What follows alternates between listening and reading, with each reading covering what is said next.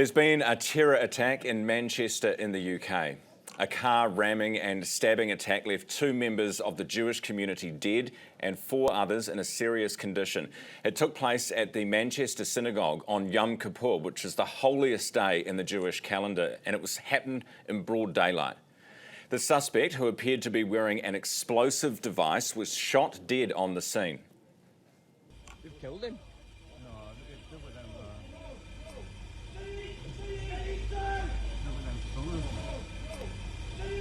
Everybody else, get back! If you're not involved, move back!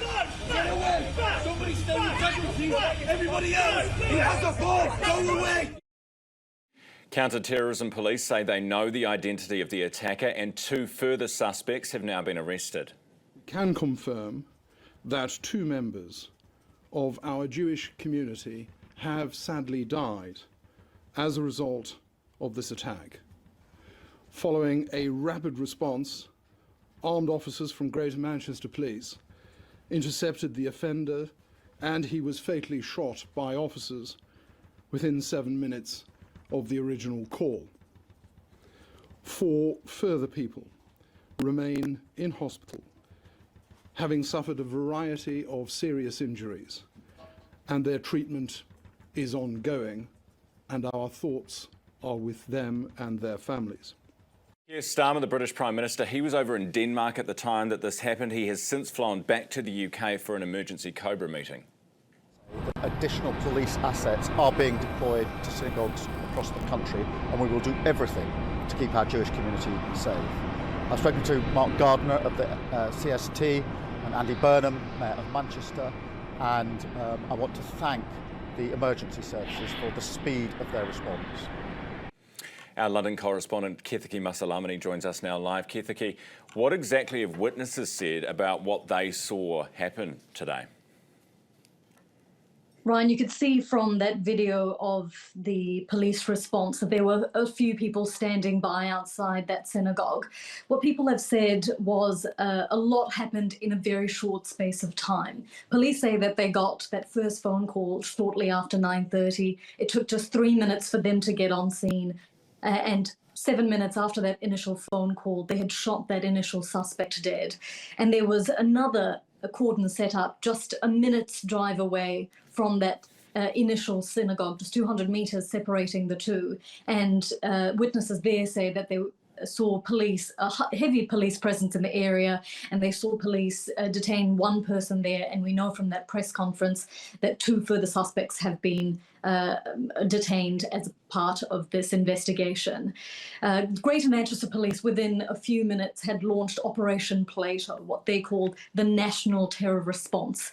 And of course, Prime Minister Keir Starmer, the UK Prime Minister, flew back from an EU meeting in Denmark to chair his own COBRA meeting, an emergency meeting where they declared this a terror attack, and they urged all the political leaders gathered around the table, opposition leaders, not to add fuel to the fire, to watch their rhetoric in the coming days so that there's no retaliatory attacks on other members of vulnerable communities and further attacks on the Jewish communities. And of course, as a result of that meeting, Keir Starmer promising that there will be an increased visible police presence for the Jewish community. Because you can imagine, I mean, we've been watching from here the rioting, we've been watching from here Nigel Farage. He's obviously very, very worried about some kind of reprisal.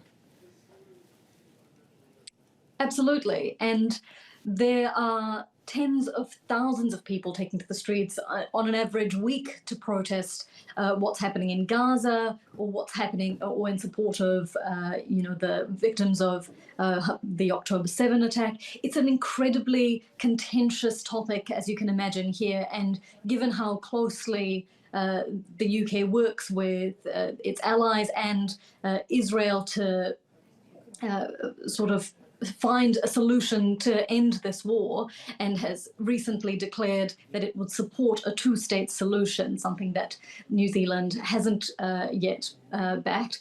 It's a really tense time, and a lot of things happening in quick succession. Benjamin Netanyahu as well saying that his thoughts are with the British Jewish community shortly after this attack. And something worth mentioning is that today being the holiest day for the Jewish community, Yom Kippur, a lot of people who will just be finding out the news. They can only, according to tradition, check their phones, social media, deal with technology after sundown. So in the wake of this attack, a lot of people in neighboring synagogues didn't know if their people were safe. And so a lot of confusion in the wake of this attack. Yeah, confusion and anger, I imagine too. Kethaki, thank you very much for that. Kethaki Masilamani, who's our London correspondent with us this morning.